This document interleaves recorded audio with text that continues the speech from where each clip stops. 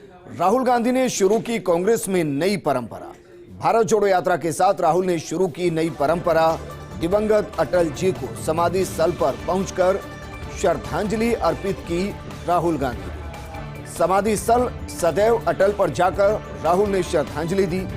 इससे पहले कोई कांग्रेसी नेता अभी तक बीजेपी नेता की समाधि पर नहीं गया था। ऐसे में राहुल के इस स्टेप की राजनीतिक हलकों में चर्चा हो रही है और सवाल यह है कि क्या ये कांग्रेस के अंदर एक नई नीति के साथ एक नई रीति की शुरुआत है, या फिर राहुल गांधी भारत जोड़ो यात्रा के जरिए जो संदेश देना चाहते हैं कि ये देश में अखंडता, एकता, प्यार और मोहब्बत के लिए यात्रा निकाली जा रही है और इसका सियासी मायने नहीं है। क्या उसी को ध्यान में रखते हुए ये फैसला लिया गया कि सदैव अटल पर जाकर अटल बिहारी वाजपेयी को नमन किया जाए और उसके जरिए ये संदेश दिया जाए कि देखिए, हम सभी से मोहब्बत करते हैं और इस यात्रा के जरिए ये संदेश हम देने निकले।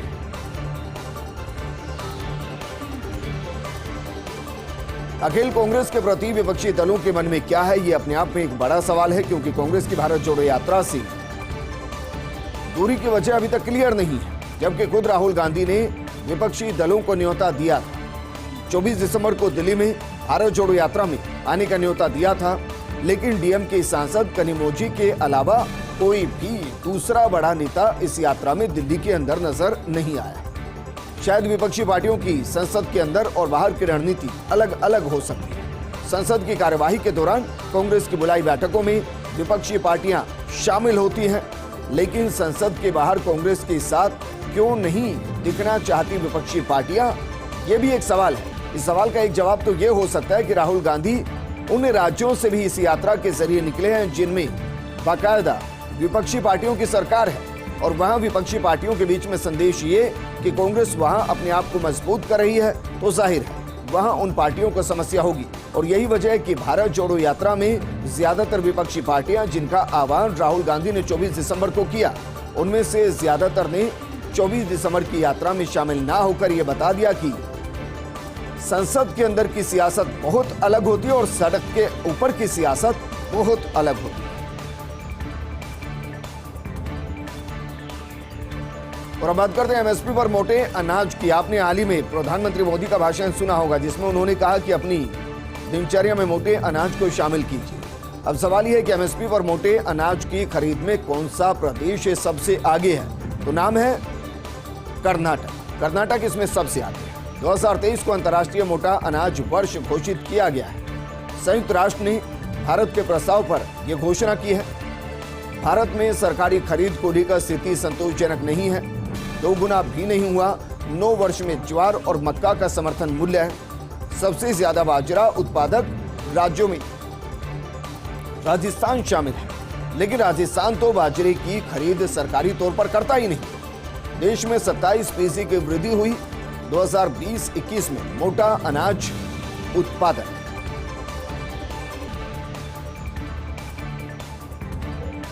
कर्नाटक में निलंबित 2 आईएएस अफसरों की बहाली हुई है।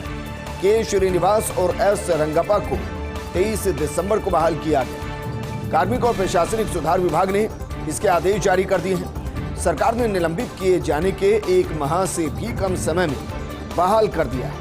सरकार ने ईसीआई के आदेश के आधार पर ऐसा किया है। अधिकारियों को निलंबित किया गया है।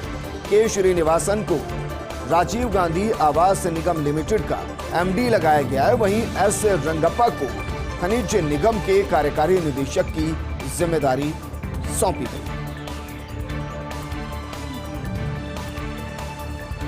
और बात करते हैं हिमाचल सरकार के बड़े फैसले की, क्योंकि हिमाचल में कांग्रेस की सरकार बनी और सरकार बनने के साथ ही कई ऐसे फैसले लिए जा रहे हैं जो अपने आप में अभूतपूर्व हैं। और उन्हीं में से एक फैसला है, कर्मचारी चयन बोर्ड को निलंबित किया गया है, भर्तियों को रोक दिया गया है।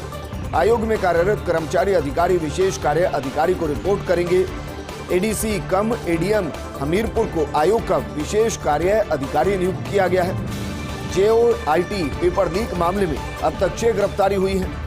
मुख्य सचिव आरडी धीमान ने आदेश जारी कर दिया है। तो जब से हिमाचल में सरकार बनी उसके बाद से कई फैसले लिए गए हैं, लेकिन ये फैसला अपने आप में महत्वपूर्ण इसलिए क्योंकि सरकार को रोजगार देना है, और रोजगार देने के लिए जरूरी है कि पारदर्शिता बनी रहे और पारदर्शिता के लिए जरूरी है कि बेहतर तरीके से संचालन हो। और शायद यही वजह है कि कर्मचारी चयन आयोग को निलंबित कर दिया गया और इसके साथ ही भर्तियों को रोक दिया गया।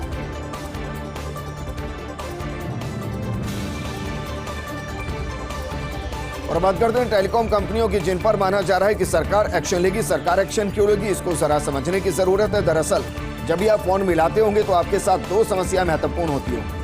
अगर आप नॉर्मल कॉल कर रहे हैं तो कॉल ड्रॉप की स्थिति बहुत ज्यादा है, और अगर आप इंटरनेट कॉल कर रहे हैं तो इंटरनेट की धीमी रफ्तार भी एक बड़ी समस्या है। जबकि एक भारी भरकम टैरिफ इंटरनेट के लिए आम आदमी दे रहा है, और यही वजह है कि कॉल ड्रॉप और इंटरनेट की धीमी स्पीड पर एक्शन में सरकार है। जल्द टेलीकॉम कंपनियों को सेवाओं की क्वालिटी सुधारने के निर्देश दिए जाएंगे। टेलीकॉम सेक्रेटरी ने टेलीकॉम कंपनियों के साथ 28 दिसंबर को बैठक बुलाई। कॉल ड्रॉप और इंटरनेट की धीमी स्पीड को लेकर बड़ा फैसला लिया जाए।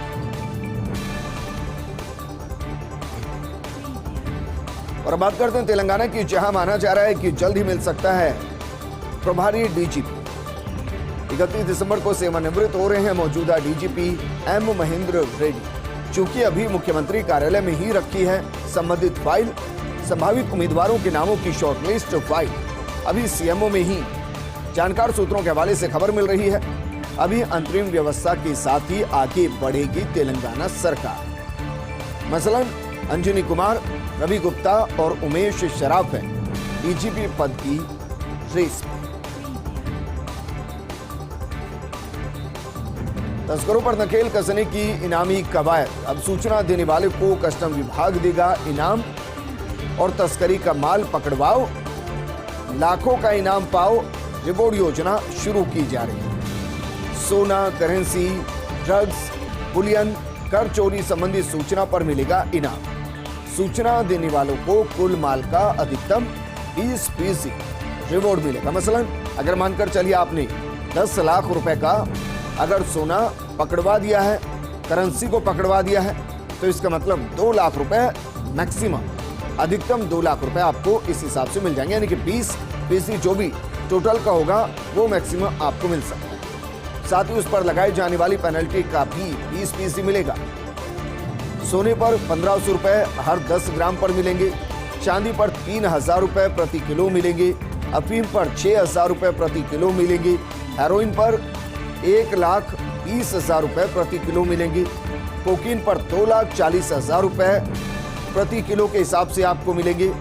और ये इनामी राशि है। अगर आप सहायता करते हैं और इनमें से जिसको भी आप पकड़वाते हैं उसके हिसाब से राशि आपको मिल जाएगी। रुपए किलो के हिसाब से, यानी कि जितने सामान उसके हिसाब से आपको पैसा मिलेगा। ऑनलाइन भी दी जा सकती है सूचना। 4 अफसरों को जिम्मेदारी सौंपी गई।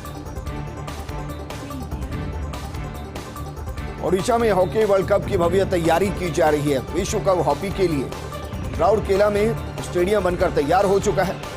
ओडिशा के सीएम नवीन पटनायक ने आधारशिला रखी थी 16 फरवरी 2021। जी हां, ये वो तारीख जब स्टेडियम का शिलान्यास किया गया था। 16 एकड़ में स्टेडियम बना है। 21,000 लोगों की बैठने की क्षमता है। 2 साल से रात दिन निर्माण में जुटे हैं करीब 1200 प्रवासी मजदूर। जनवरी में पटनायक करेंगे बिरसा मुंडा स्टेडियम का उद्घाटन, यानी कि 2 साल के अंदर अंदर इस स्टेडियम का निर्माण किया जा रहा है। या क्योंकि यहाँ दुनिया की नजर हो हमारा राष्ट्रीय खेल और उसी से जुड़ा विश्व कप। दुआ करेंगे कि विश्व विजेता बने हॉकी वर्ल्ड कप हिंदुस्तान में। मदर डेयरी ने दिया एनसीआर में लोगों को झटका। दूध की कीमतों में 2 रुपए प्रति लीटर की बढ़ोतरी कर दी है।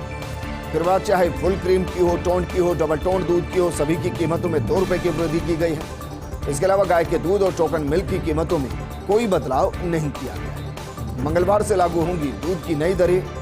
साल 2022 में 5 बार दूध की कीमतें बढ़ा चुकी है मदर डेयरी, और नए साल में आप पहुंचते उससे पहले ही एक और झटका मदर डेयरी ने एनसीआर में दे दिया और 2 रुपए प्रति लीटर के हिसाब से दाम बढ़ा दिए। नेपाल के नए प्रधानमंत्री बने पुष्प कमल दहल प्रचंड। पुष्प कमल दहल प्रचंड ने प्रधानमंत्री पद की शपथ ली है। राष्ट्रपति विद्या देवी भंडारी ने शपथ दिलाई है। तीसरी बार पीएम बने हैं प्रचंड। 2.5 साल तक प्रधानमंत्री रहेंगे प्रचंड।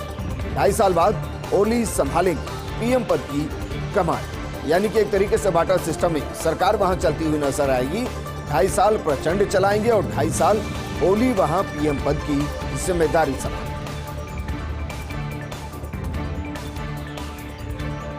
और बात करते हैं उस चीन की जिसमें कोरोना कहर बढ़ पा रहा है। चीन के अंदर कोरोना के BF.7 वेरिएंट का कहर लगातार बढ़ता जा रहा है। चीन के कोरोना केसेस को लेकर भारत के लोग चिंतित हैं।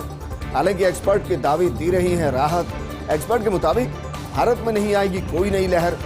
इस वेरिएंट से भारतीय आबादी को ज्यादा खतरा नहीं। 1 या 2 दिन के लिए सांस से संबंधित मामूली समस्या हो सकती है।